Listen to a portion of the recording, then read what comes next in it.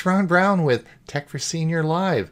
I'll be your host today. Please put in the chat where you're from and who you are. When we start reviewing the news articles, if you want to look at our Facebook page, just click here and you can follow the articles along as we go. See you in a moment.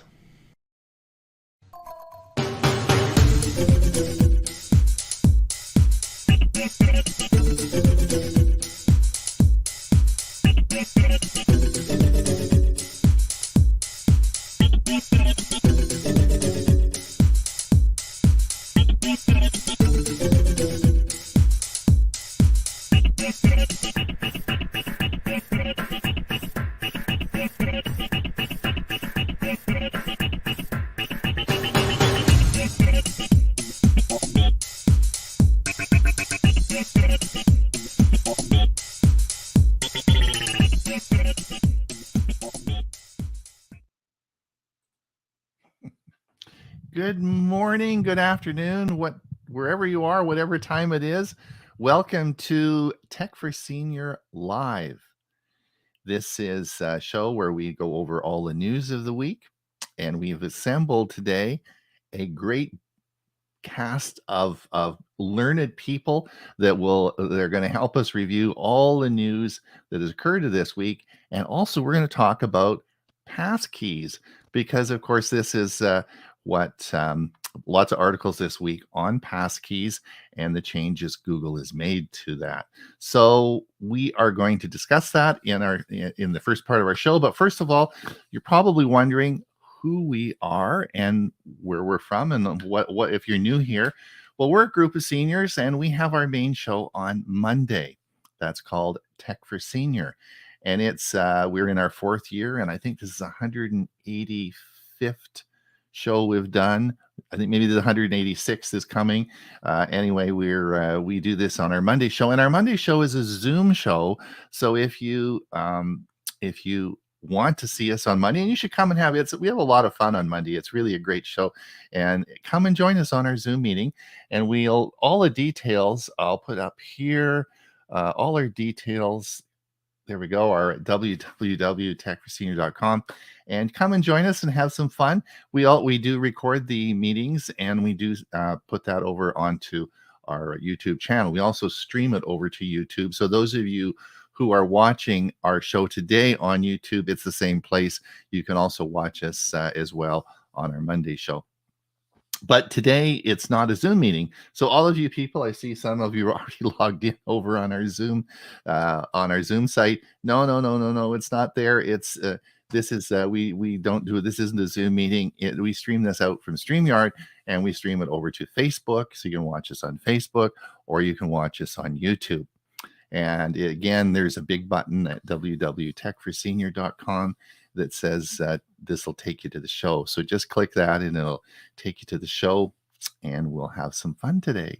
Now, the other issue is we have unlike Monday in our Zoom meeting, we actually can see people because they're here and they're in a Zoom meeting, and we can actually see you and talk to you and interact with you. But we have no idea who's out there. We don't know who's listening. Maybe there's just the three of us or the four of us today, and we like to talk anyway, so we have lots of fun talking. So if there's just the four of us, we sit and have a chat, and that's fine. But usually there's a whole bunch of people out there, so we like you to put in the chat, maybe where you're from, if you have any questions. Do you use Passkeys? That's a big question today. I want if you do use Passkeys and you have some positive or negative comments, please put it in the chat and we can talk about it. Today that's our big topic today. So then we'll go over and we'll acknowledge you pretty soon. But I want to introduce our group of experts that are here today to discuss the news of the week. So the first person, well, first of all, let me tell you, I'm Ron Brown, and I live on a little island off the west coast of Canada called Vancouver Island, where it is been raining like crazy for the whole week. And the rivers are starting to flood, and everything is getting pretty wet. But no one's complaining. Everyone's going around with a smile on their face because we haven't had rain for so long, and we live in a rainforest. So no one's really complaining, but it is getting a bit much. So hopefully we'll see some sun soon. But over in the sunny part of the world, way on the other side of the country and in the United States, down in Bradenton, Florida, there's Huey Poplex. Do I have to yell, Huey? Can you hear me? Long way away. Amazing, this technology, eh? That Yeah. you can actually hear me over the internet. Isn't that weird? Yeah. Over these wires or whatever. Anyway, you can hear. Can you hear me? Yes, I live in a little peninsula called Florida. Yeah, right. Where there's all full of Canadians now, right? And the weather report for the next week is 0% chance of rain. Oh, really? But Yes. it's cooled down. It's cooled down. It was 62 this morning. I was freezing. I almost turned on the heat, but it warmed up quickly. And just before airtime, I checked and it was 72, and it's going up to 82 today. And then tonight it'll go back down to 62. So there's a variance of about 20 degrees. Well, this is the week that we would normally have, because we used to own a house in Arizona, right? We'd go down to Mesa every winter, and this would be the time when we'd arrive. And some of my friends are down there now and just said it's still over 100. So it's hot. Anyway, so that's great. So you're doing okay? Everything's fine? Everything's fine, except having a few issues with StreamYard this morning. But other than that, we're doing good. Technology, right.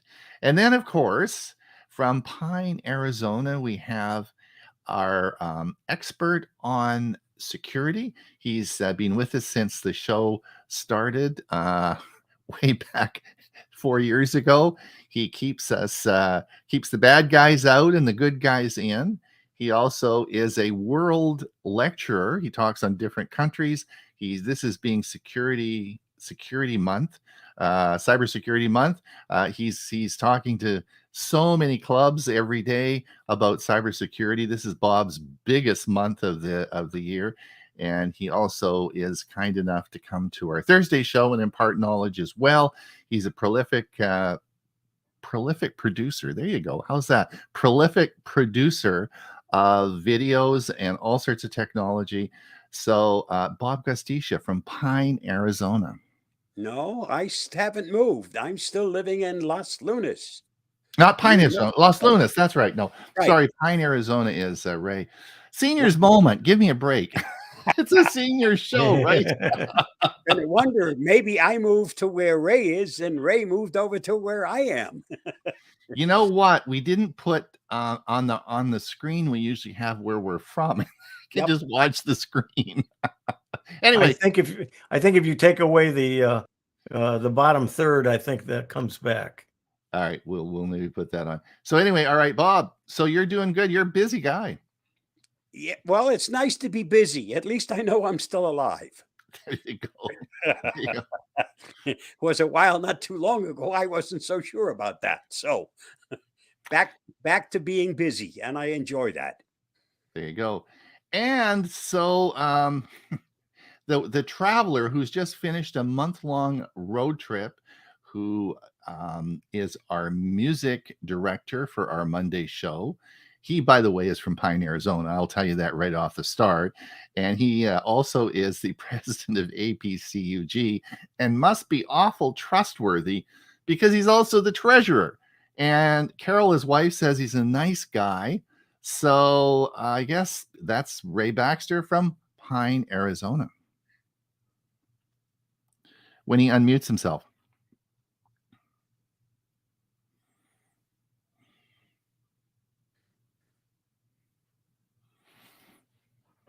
We just lost him. He hit the wrong button, I guess.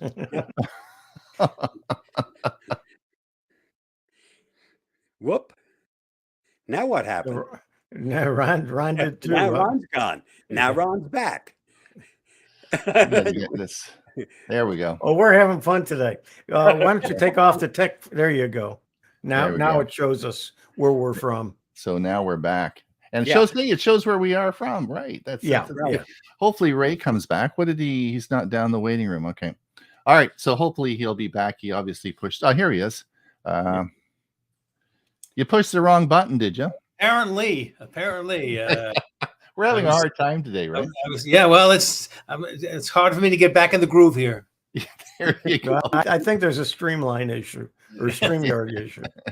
I Anyway. it was a Ray Baxter issue. All right. Okay. All right. Vacation. Anyway. Welcome back, Ray. We missed you for sure. We missed you. Welcome back. Huey, anyone out there listening to us? Yep. Gerald Smith from Seattle, partly cloudy. Jerry, the rain's coming. Bernard, Sterling Heights Computer Club, Detroit, Michigan. Murray Strom from Victoria, BC, where it's mostly cloudy. I looked at some of your articles and ordered whoosh. Oh, okay. All right. We'll talk about that in a minute. Steve Powell, Kirkland, Washington, 53 degrees and cloudy. Edie Taylor Richards, sunshine in Prescott, Arizona, headed for the low 80s. Murray, not raining in Victoria. Really? Okay. We're certainly getting lots out here. And Jolin, hey, Jolin's out and about today. I'll watch later. Glad you could join the Hilton Head Island Computer Club on Monday. Yes, thanks for inviting us, Jolin. That was a great seminar. We all four of us went and learned a little more, and that's great. Yeah, it was good. Thanks for inviting us. Carl, greetings from Troy, Michigan. Bob Baxter, Bellevue, Washington. Did he say sunny here? Did he say Washington 56 degrees, sun, may get to 68? How do you get sun in Washington? The West Coast is raining everywhere. You mean to tell me you have sun in Bellevue? Wow. There we go. Is that it, Huey? That's it. We're caught up. Go. All right. So let's have a look and see where we are. We're going to come up today and we're going to come down. And I wanted to talk about, there was an article, we'll see the article as we go through them, on Passkeys, right? And Google has started, I guess, has changed in the last month. It's made it real easy for you to use Passkeys. And so I thought it'd be a good idea to talk a little bit about our experience with Passkeys and how we use them, are we going to use them, and so on and so forth. Now, I don't want to go into what Passkeys are, because that's going to take a whole hour to talk about, and I'm not really sure. We want to talk about the news, but I really wanted to talk today about your experience with Passkeys. And since I'll go first and talk about mine, and then we can go around the table and we'll just talk about our experiences, and then we'll give you we'll come up with some ideas here. So, and certainly if you're listening to us today, if you use Passkeys, have had any experience with it, then if you could just put it in the chat. Okay, so let me tell you my experience with Passkeys. So let me tell you about my morning routine, and then they'll sort of flow. So I get up in the morning, and the first thing I do is I take my cell phone off the charger, put it in my pocket, and then I go and I sit in my lazy boy chair and pull my Chromebook out. Well, my phone logs me into my Chromebook, so I don't need any Passkeys or anything, because my phone is my login for the and it's got my fingerprint. And when I just touch it, it opens up and my Chromebook opens up. So I really don't need any Passkeys there. Then I come down into my big office here later. And then, of course, I have a PC that runs everything. It's a Windows 10 machine. And I have long ago set this up. Bob recommended it. Is that Windows has, I guess it was Windows 10 started this, where it's sort of a local, so I have a 4-digit PIN code, which is only a local. It only works on this computer, and it's on the computer. So I just type in a 4-digit PIN code, and that puts me right into Windows. And that's it. So that's how I get in. Once I'm in there, everything works, right? Now, so what I did is I decided I better do Passkeys for this. So I went into Google and I went and did and started and set up my passkey. It was real simple. I mean, you go down to security, look, and it says Passkeys. You open that up and say, do you want to set a passkey up for this machine?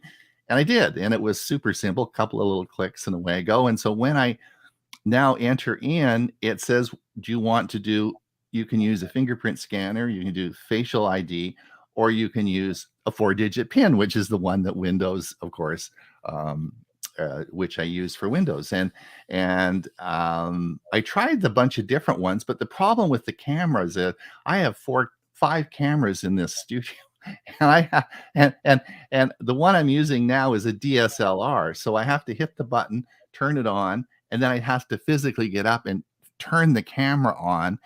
And then I have to go through a process. And I thought, no, it's just easier putting a 4-digit password in rather than, than turning the camera on and doing. So that's where I am. I haven't set up passkeys on my phone or with anything else yet. I just wanted to tread lightly in this because most of my stuff is all controlled by 2-factor authentication, right? So that's my experience so far. Huey, what's your thoughts on? Oh, just before we get to Huey, I want to just so this is one of the things about passkeys is unparalleled security. Passkeys offer an unprecedented level of security by combining the strengths of 2-factor authentication and public key cryptography. This 2-layered approach makes it incredibly difficult for unauthorized individuals to gain access to your accounts. Passkeys passkeys consist of a unique public and private key, where the public key is used as the username while the private key remains secret. This means even if your passkey username is known, the private key must be kept safe to maintain account security. Huey, have you used any passkeys? Have you done anything? Not a one. All right. I use passwords. I've got everything set up. It works fine. And I have some very long and unique passwords. And I just have not clicked any. I hadn't seen any buttons that say, do you want a passkey? So I haven't used it. Haven't used it. Well, that's very interesting because I think passkeys certainly are becoming more common with Google, and Google's encouraging you to use them. But I'm not sure other sites. I know that I've seen some other sites advertising this now. Some of the 2-factor authentication sites are using passkeys. Bob, what's your experience? Are you finding a lot of different sites are using passkeys now, or what's your feeling about passkeys? Yeah, I use Passkeys in combination with Dashlane, which is my password manager. Mm-hmm. And it's capable of actually doing the signing in with a passkey. So as long as Dashlane is active, it does the work for me. The trick for me is to always make sure that when I sign in, that Dashlane happens to be turned on, not off. Because if it's off, it's a problem, okay? Because it has to act to sign me in. Mm-hmm. And Dashlane, you have different ways that you can turn it on. You can have it active for 2 weeks, or you can have it shut down each time you close your browser. And when it comes back, you have to first sign into Dashlane for it to be active.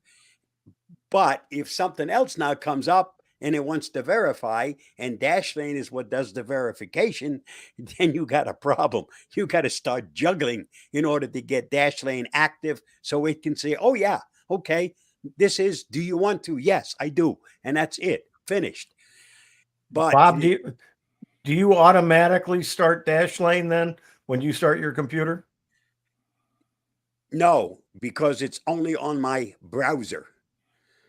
It's an add-on to each of the browsers that I use. All of them have Dashlane as the active password manager. And when I start the browser, then I automatically make sure that it is active. So it's the first thing I look at to make sure that Dashlane is active, not turned off. But you manually have to start Dashlane when you start the browser.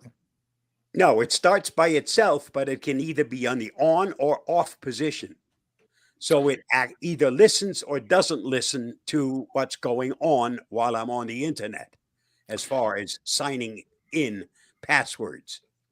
So, one of the big things about passkeys is the ultimate goal is to eliminate passwords. One of the most significant advantages of passkeys is that the elimination of traditional text-based passwords.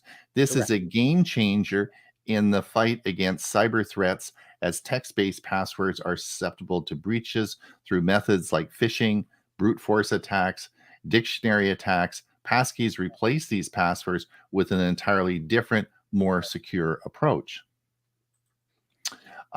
which is interesting. Again, this is been around for a long time. I mean, passkeys are not new; they've been around for quite a while. It's just Google has finally led the way, and I think has got everybody on board and saying this is what we're going to do. And so it really very much is centered around a Google experience now. Google is pushing it, but But Microsoft and Apple have been also in the forefront on it. right, yep.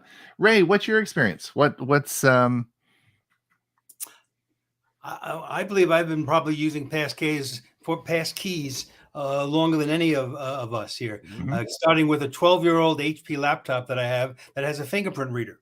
And that's gotten used. But since then, I've acquired two Microsoft Surface laptops, one the Surface Book, and now a laptop 3. And what's nice about all of the Surface devices like that is they come built in with a facial recognition camera, and that's the key. Now, I did a little inquiry on Bard, and I asked the question of what percentage rate of new laptops come with facial recognition cameras? Because as we all know, the regular camera in a typical laptop is not facial recognition. Correct. You have to have the specialized camera.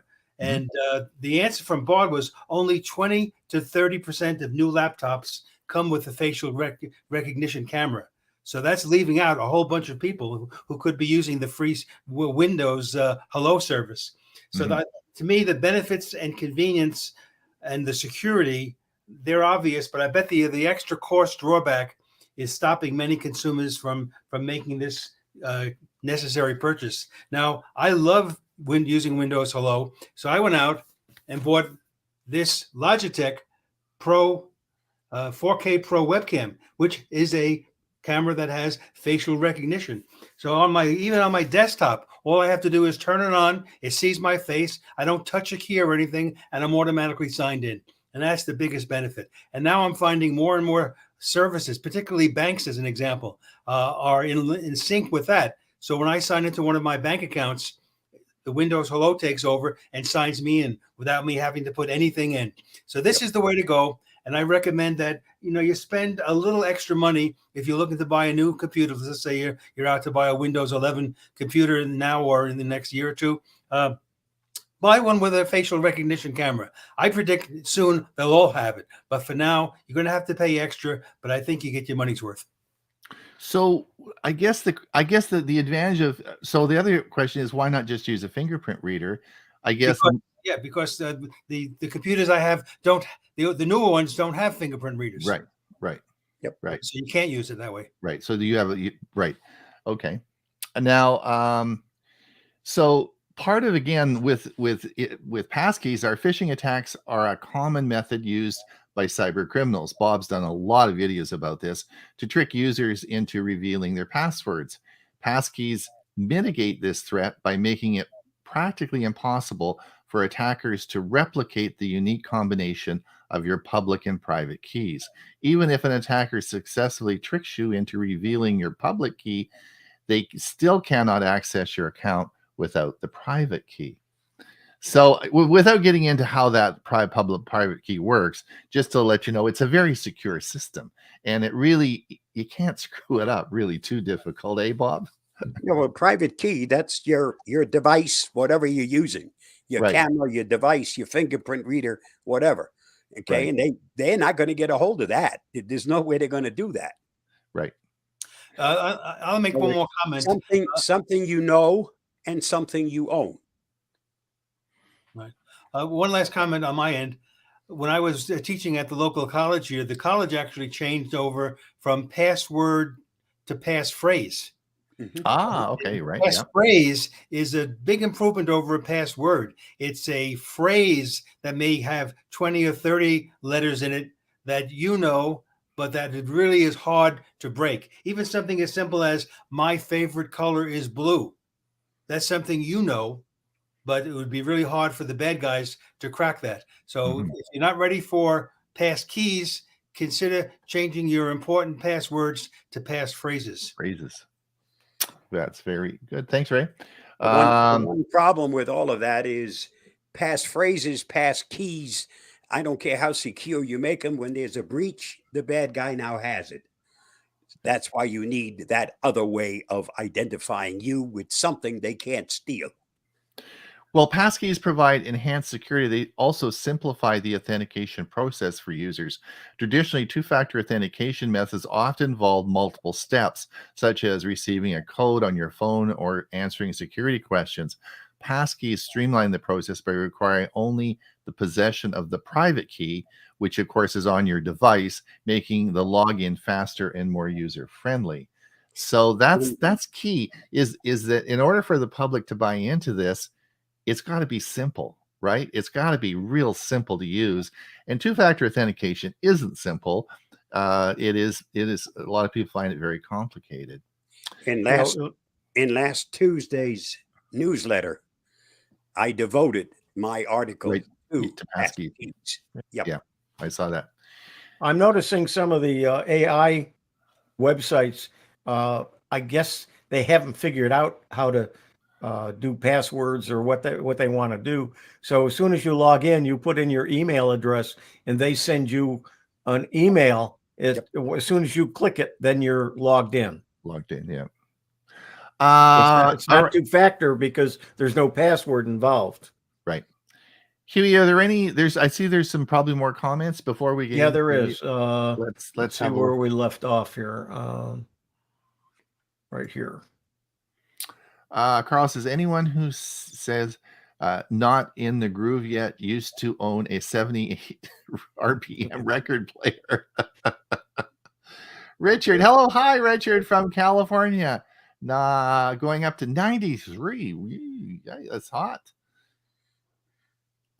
Sally, good morning, all. Hello, Sally. Yeah. And Clark Walker, currently 58 degrees, sunny in Trenton, New Jersey. This is supposed to go up to 70 degrees. Genealogy Sig. I have a few on my iPhone using my thumbprint on the bottom, on the button on the bottom, right? Yep. Yeah, the new iPad I just got, which is the 9th generation one, I had all kinds of problems setting up the fingerprint because I didn't realize it was the actual button. There's not a special place like there is on my phone that I have to touch on the screen. It's actually on the button that recognizes my fingerprint, and it really works well. Okay.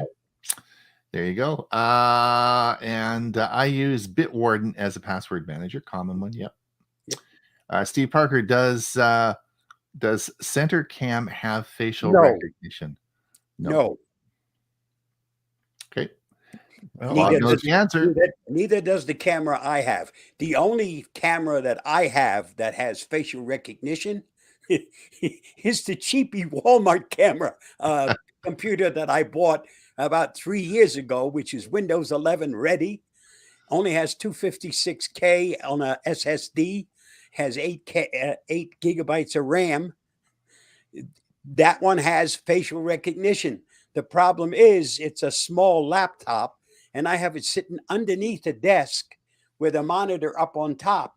So it doesn't see my face. I don't want to tell you what it does see, but that's not facial recognition.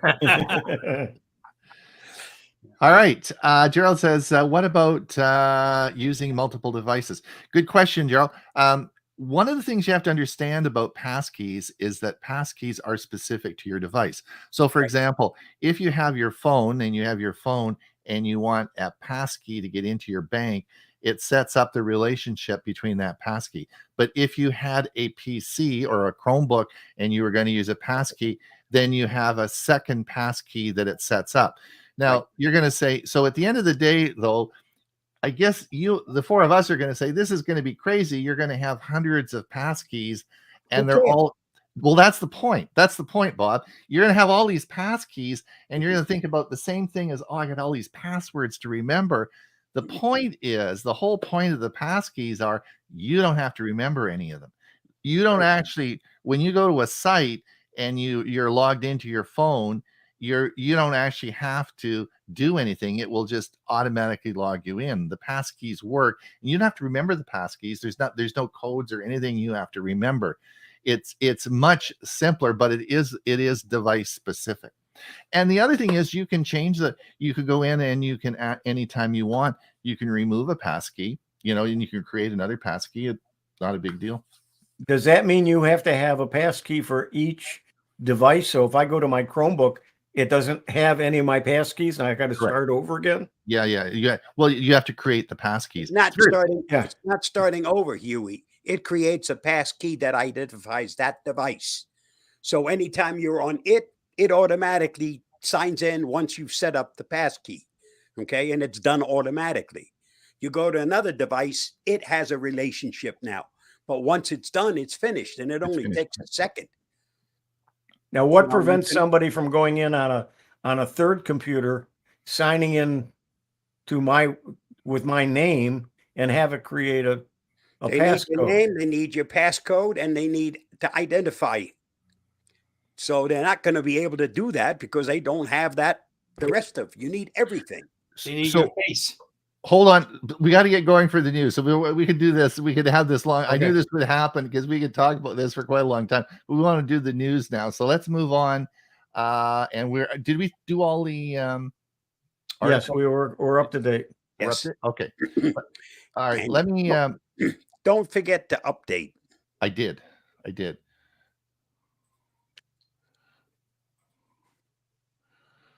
Okay, let's have a look. I did. Let's see who got the first. Ray should get the future. No, first. I didn't get the first one today. You didn't. Bob did. No, you got to refresh because you did. I just refreshed 2 seconds ago. This Then I is. didn't. This is. I just refreshed. So, Bob, do you want 6 computer noises you should never ignore? That's your video. That's exactly what it is. 6 computer noises you should never ignore. New computers don't have the same noises as the old ones. Our computers used to talk to us all the time, and noises meant something. Now, when you get a noise, you better pay attention because you're liable to wind up without a computer, without a hard drive, without lots of things.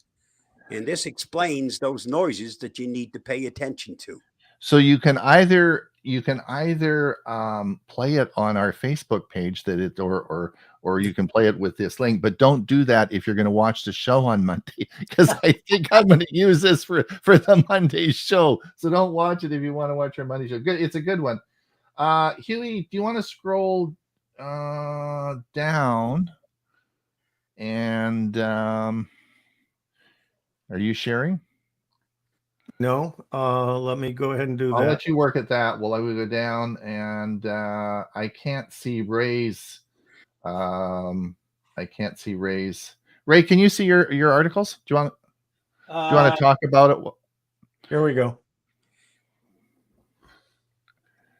Are you sharing? New meets old. AI reader, ancient scroll tool, scroll text. I thought I AI did. Hang is on. able to decipher ancient text.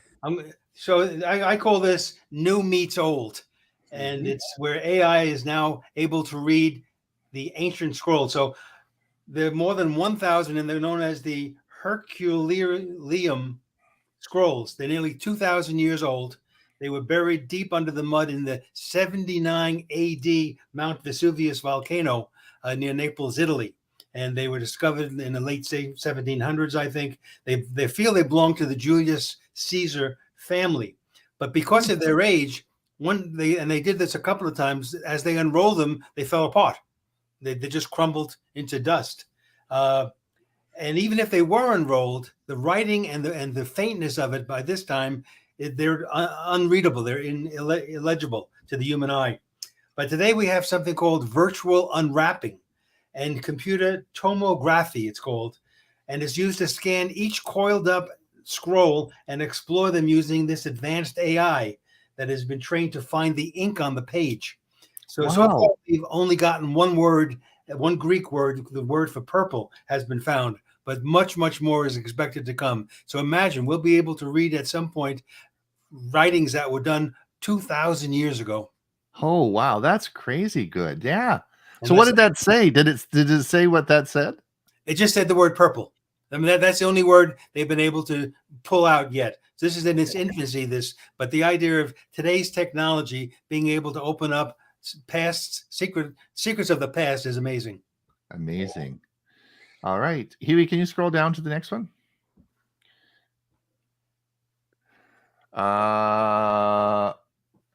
Ray. That's Okay. Ray's. Yeah. This is now the Arizonans can now use Google Wallet for their ID and driver's licenses. Now, this is only the fourth state. Colorado, Georgia, Maryland already have it, where residents can add driver's license and or an identification card to Google Wallet. Now, and Arizona already has been using Apple Wallet, so it covers both those systems. And this right now is only meant to speed up transportation checkpoints. As an example, in Arizona, if you're riding close to the border, they're going to stop you and ask to see your license, and it'll reduce wait times at the DMV. But because they still want you to carry a physical driver's license for law enforcement purposes. But I think that will change. And someday, perhaps not too long from now, the need to carry a driver's license will be gone. There you go. Good idea. And then the next one is Windows. This is another one of yours, Ray? Yes. As Henny Youngman might say, take Windows 11, please. And the article points out the low adoption rate of Windows 11 compared to Windows 10 at the same point in the operating system's life cycle. And this writer confirms my thinking, has been a while now, that since Windows 10 will continue to be supported until October 14, 2025, that's practically 2 years from now, most folks with a perfectly good Windows 10 computer that they may have only purchased a few years ago are happy and cannot be upgraded to Windows 11 because of hardware issues like the CPU. They're going to be very happy and wait patiently to replace their computer over the next 2 years. This is the case for Carol. She bought an expensive Windows 10 desktop, but it's one generation off the CPU of being able to go to Windows 11. So she's going to get her money's worth before buying a new computer, and we'll wait till the very end.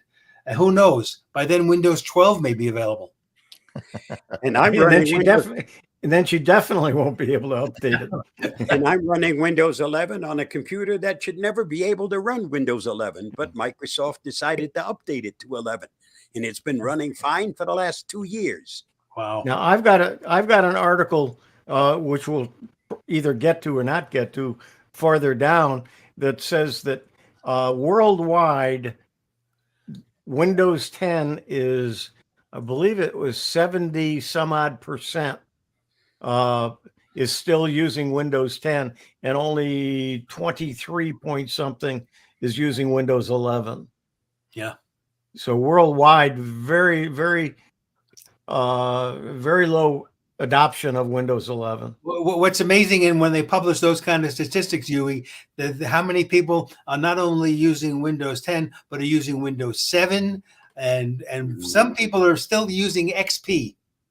Yeah, but of course, Windows 7 is not supported at all. It Right. doesn't update at all. So it's if you are on 7 and you're accessing the internet, it's not a good idea. Correct. Security news roundup, which of course Bob does all the time. Square? What's security news roundup Square?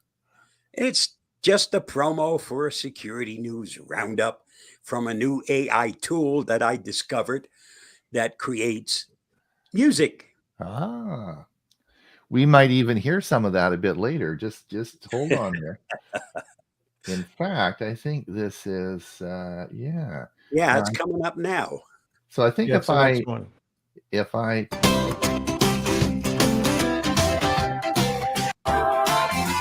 Join Tech for Senior. Learn a lot. Mondays and Thursdays on YouTube. That's the spot.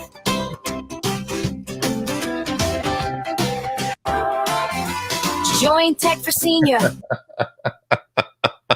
Bob, that's not you singing, right? I sure hope not. And you can, Well you done, can see Bob. on you can see on here that the AI is called Refusion. All right. Very good. Well, thanks, Bob. We'll be sure. And do you want me to play that on Monday?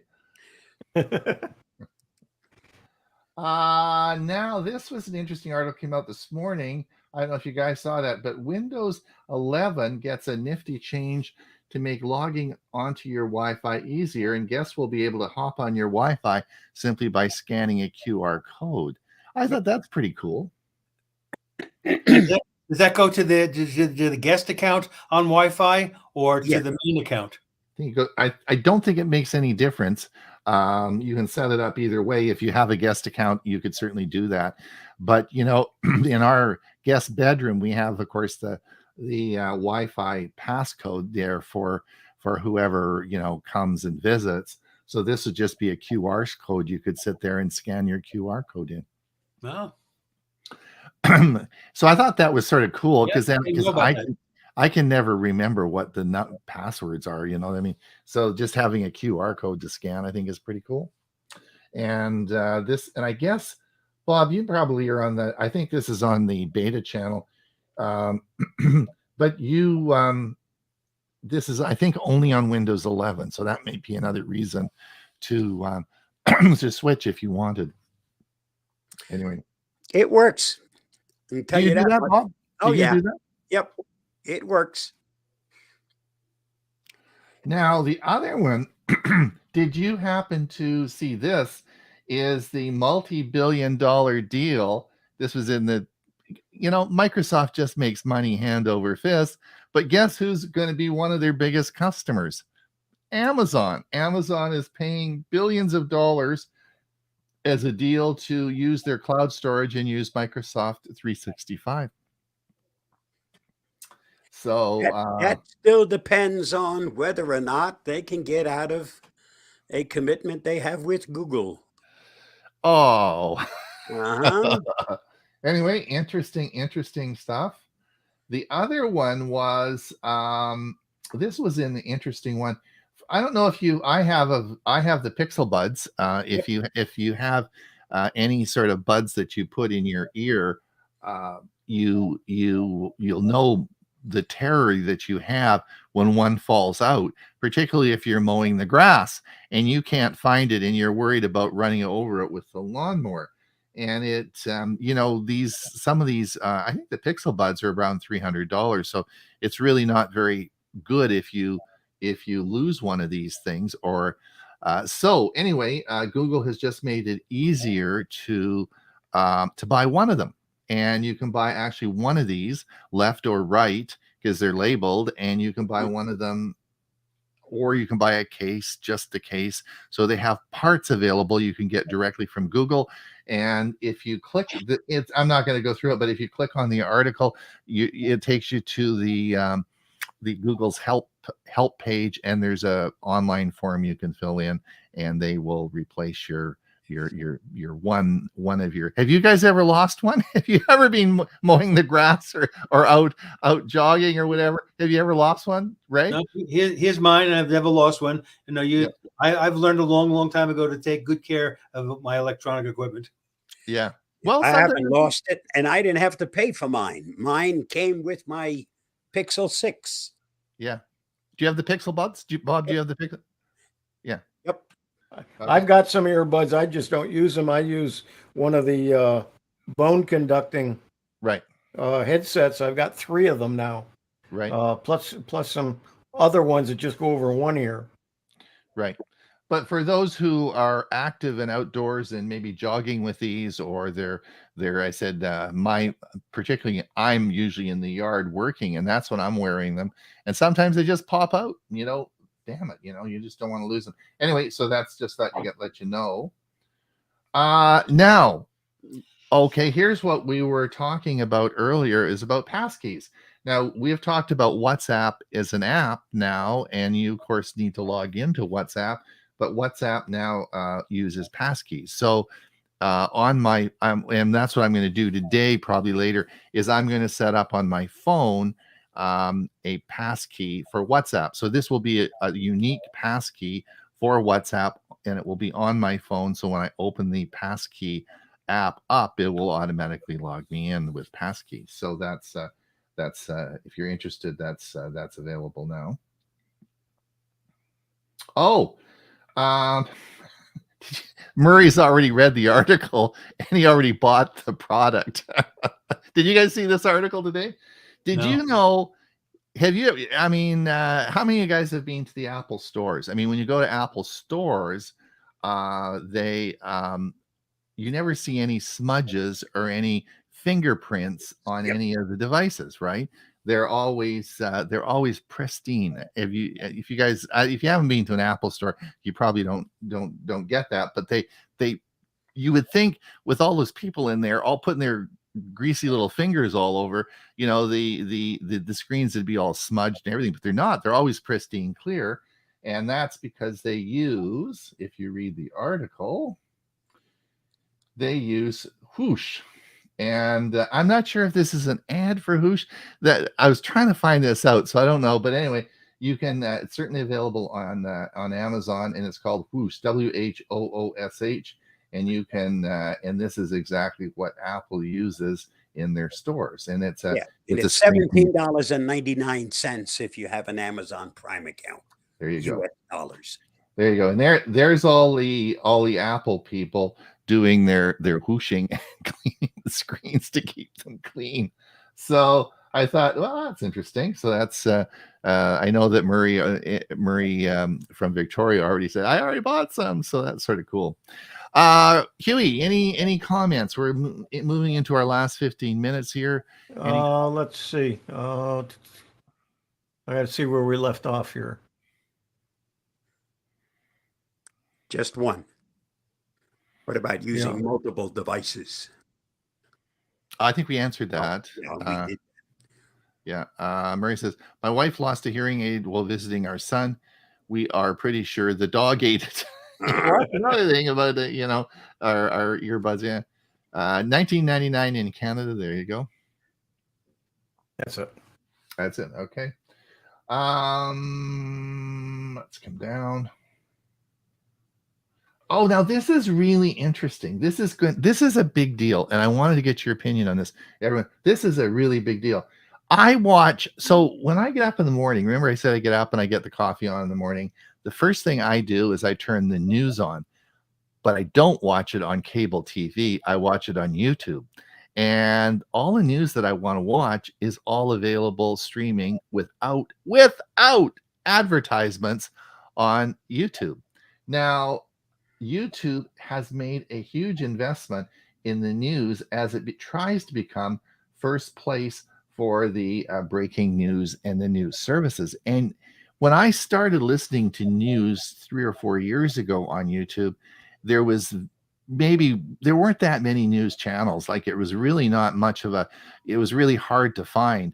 But now there's all the major news carriers, at least in Canada, all stream all their shows onto YouTube, and they're recorded if you want, and then you can play them back, and there's no ads. Well, if you have YouTube Premium, there's no ads. So in fact, if you look on the left hand side as you go down in there, and I'm not talking about YouTube TV, I'm talking about YouTube. If you go down on the left hand side, you'll see there's a news tab now where they've changed that and added it. So this is I really like this service. I'm a big fan of that because you get. But the question now becomes, what is happening to cable TV? We're going to talk about that a little bit later, but who's going to watch cable TV? I mean, this is perfect. Like, I can't, this is just YouTube, just plain ordinary YouTube. You guys, so do you guys watch news on YouTube? I don't watch it on TV because it's not news anymore. It's a bunch of talking heads, right, that are so opinionated. And it doesn't matter which side of the fence you are. It's the same on either side. and I'm to the point where I don't, you either get very depressed or you're very happy. Depends on what opinion you have, but I stay away from. I haven't watched a newscast except by accident for the most part. But yeah, the YouTube, a lot of them are actually very well done, and it's done. And right, but I'm not. Just a minute. But I'm not talking about news articles. I'm talking about live streaming news services. Yeah. And for example, BBC, CTV, CBC, Al Jazeera, they're all available as a streaming service right from for 24-hour news. I mean, you're getting live news feeds right into not YouTube TV, but YouTube. And that's how about the major ones like CNN, MSNBC, Fox News? Are they available too? Yep. They're all there, and they're all coming online. It's big, they're all moving really, really incredibly fast. Every morning at 7 o'clock, I wind up with news being piped to me on my phone. That's the wake up routine. Mm-hmm. All right. The next one is now I was talking to Hughie about this earlier. He said, "What?" Because T-Mobile reportedly is about to buy. It's actually Frontier is going to buy Frontier. Now they want, of course, the fiber optic links that Frontier has, and that's probably why they're buying it. But T-Mobile is looking at purchasing Frontier, and Frontier is where Huey. That's your cable, your fiber optic service. My fiber optic, yeah. I don't think Frontier in this area has cable anymore. It's strictly. No. Strictly they're an ISP. Well, Frontier went bankrupt a year ago, and they went through bankruptcy, and I don't think they've got a TV service anymore. I think it's all just the fiber optic service. So anyway, this is going to change. And then Huey, your article. Yeah, I don't know if you saw this or not, but what a neat from Elgato, which we use. You use their camera, but I also use the Stream Deck, which you use. But now they've got a really neat teleprompter. It's going to be available next month, or no, December, I think. You can pre-order them now for like about $299, but you can hook your camera to the back of it, so the camera is going through it, so you're looking right at it and then reading as a teleprompter, like on TV, where you're actually looking right into it. It looks pretty nice. I'm just so stressed for real estate. I don't know how I can put one in, but I would like to have one. But Huey, one of the things that you had that was really good, or was it Bob, that had the camera that came down into the screen, right? Where you yeah, that's the center cam. I do have that. Yep. Don't use it anymore. Yeah. Oh, I do. I'm using it right now. But the center cam, you see, would lower the camera down, and then you can just read behind there whatever you've got. It's perfect. It's the center. Yeah, but if I'm sharing my screen, I can't. There's no teleprompter. I can't do the teleprompter there. I've got to put it off to the side or to the top or something. Anyway, interesting product. Interesting product. Yes. Center cam, even though it's very, very small, it still blocks things. Does it? Usually it blocks what you want to get at, and you can't. You have to make gyration. Oh, I know. It's a real pain, but I use it more than my other cameras, because my other cameras sit at the top of my screen, and my screen is higher than the top of my head. So I always got to look up, where with the center cam, I can look right at it. There also are a number of other companies that make teleprompters. I saw this, Huey, and I looked at it. I think it's coming out about $300 or something. It's coming out. It's right at 300. Yeah, it's an interesting product, but there are a lot of other companies that make teleprompting type devices. But it is cool. It is interesting. There wasn't a picture with the next one. It was the Gen Z, twice as likely to think cybersecurity isn't worth the effort.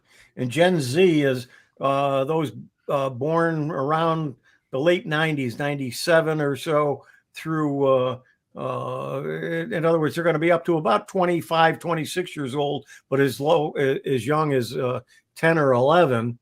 And they just don't think cybersecurity is worth the effort. And the next group up is also less likely to be concerned about cybersecurity. Do you think they're just better educated or better trained? They've grown up with this technology. No, they just don't give a crap. Plain and simple. Yeah. Or maybe they don't have any assets yet, right? That's the answer, Ron. They don't have assets yet. They don't have anything to lose. Right? Worry about they'll change their mind. It can't happen to me. You know, it's the way they think about driving recklessly in their cars too, to show off. Yeah. Huey, Windows 10 remains significantly more popular than Windows 11. Yeah, that's what I already talked about that. Yep. Well, but you know, Huey, I must say, and I told you guys this before, maybe more than once, in that last Windows update in Windows 11, you know, that they did with Copilot in there now and the things they changed, I really like it. I think that's an actual reason to switch. I think they've made some really good changes on it. So I'm becoming more of a Windows 11 convert. You should do a Copilot presentation on Monday. Yeah, well, it's in the cards. It's in the cards for sure. Bob, cyber criminals are using AI tools to make phishing easier. Yep. Watch the video. Well, you know where you could watch the video? On Mondays at Tech for Senior. Hey, that's where we should play the jingle, right? When I say that, we should have that jingle you made. We'll play that. Automatic, come on. I think that's going to wear out pretty quick, though. Make a new jingle every month. Every day. I drive people nuts thing. Oh, now this is really interesting. I think I talked to you guys about this before, is Mylio Photos. Now, why I didn't just pass on this is because it's a sponsor on Leo Laporte's Yes, I saw that. Yeah. the show, and so he talks about this a lot. So I was sort of interested, and then when this article came out, and it's a best free photo manager of a lifetime of memories, it's very interesting. And all as I'm saying is that there's a free and a paid version, as you would normally expect. The paid version, I think, is around $10 a month or $120 a year. But it is really a good competitor against Google Photos, and it does a lot of things that Google Photos doesn't. One of them is getting rid of duplicates, which is the duplicate removal is really interesting. So I don't know if you noticed or not, but it says the best free photo manager for a lifetime of memories. It's on their website, so it's by them. It is. But it is also available to easily download your photos as well. There's a lot of things about this, and Leo has talked a lot about this because, of course, it's a sponsor, so he's talking a lot about it. But it is, and I got to talk to Chris about this because Chris Gould, who of course is the Google Photos expert and in London right now, having fun as part of her Google Product Expert awards. But Mylio is interesting, and if we often get people asking us, they don't feel comfortable with Google having all their pictures. They don't like some of the things that Google Photos does. They're concerned about privacy. Then this actually is, I think, a product taking worth looking at. It's worth looking at. I don't use it. What makes them more secure than Google? Well, good question. Are they a bigger company than Google? Do they invest more in security than Google? Are you less likely to wind up with a breach there than you are at Google? These are the things you need to consider. Right. But Bob, and you probably know this, is there are a lot of people that are uneasy about Google having all their pictures. We see those all the time on our Monday show. People saying, well, I don't really. Anyway, all I'm saying is interesting. Have a look at that. It's an alternative. Yes, there's an alternative. Now, the other thing that I wanted just to mention, because we're just running out of time, this will be our last article. I've talked about Chromebook Plus. Okay, we did a big article about that. I did a big video about it. a couple of weeks ago. The Chrome OS 118 is out, and the significance of that is when Chrome 118 comes out, it kicks in all the other models of Chromebooks that accept Chromebook Plus. So that was the tweak that will make you may have a Chromebook that doesn't say Chromebook. You won't have one that says Chromebook Plus on the front, but because of the specifications of that machine, it will be designated as a Chromebook Plus. And the time that gets turned on was this week when Chrome OS 118 was released. So that's all I wanted to say. Good. Cover one more article, please. Which one do you want to do? The next one down.